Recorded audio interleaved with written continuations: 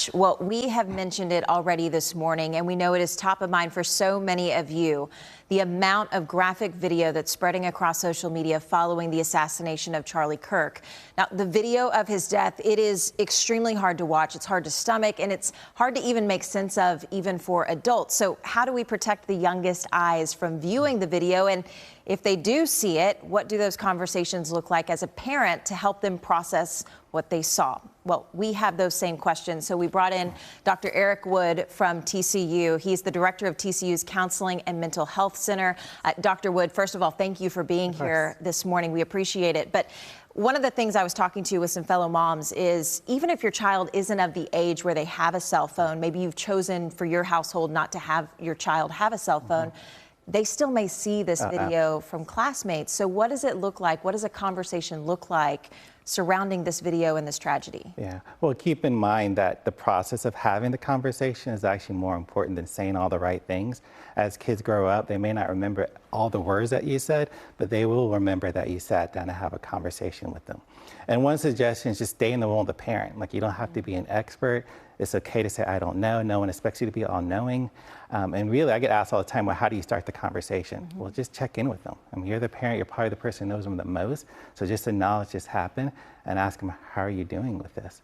So I think just that relationship and using it. And some people might have limits about social media. And if you do, explain the why. Because if there's any conversations or disagreement, then you're talking about the why and not the rule.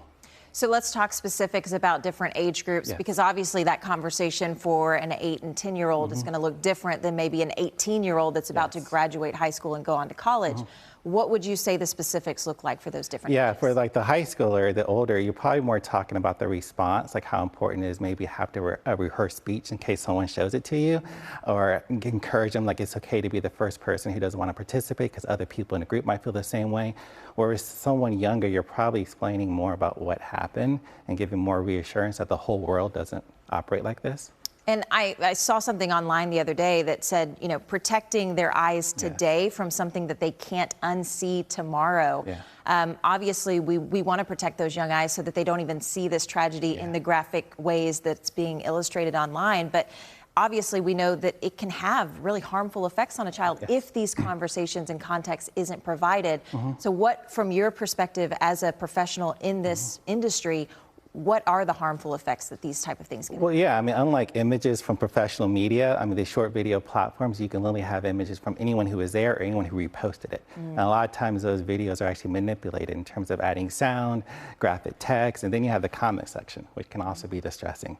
And so, with those platforms, you can literally have the experience as if you were there, which is amplifying all the concerns that you're mentioning. And then you add to that on social media. I mean, we all are products of social media. We scroll, and 1 minute you're laughing at a video, and then 2 seconds later you see graphic images. What would you say for all of us, of all ages, adults and children alike, as we approach these coming days? Don't make social media the main thing. I mean, the hope is that people are interacting with real relationships with real people in the community as opposed to the online world. So if you have that, and that's going to be a source of healing. All right, Dr. Eric Wood, thank you so much for the advice and wisdom that you poured into us today. We really appreciate it. And by the way, if you feel overwhelmed in the next few days, do not be afraid to reach out to someone, to tell someone that you are overwhelmed by what you are seeing on social media. There is help available 24/7 for free on the National Suicide and Crisis Lifeline.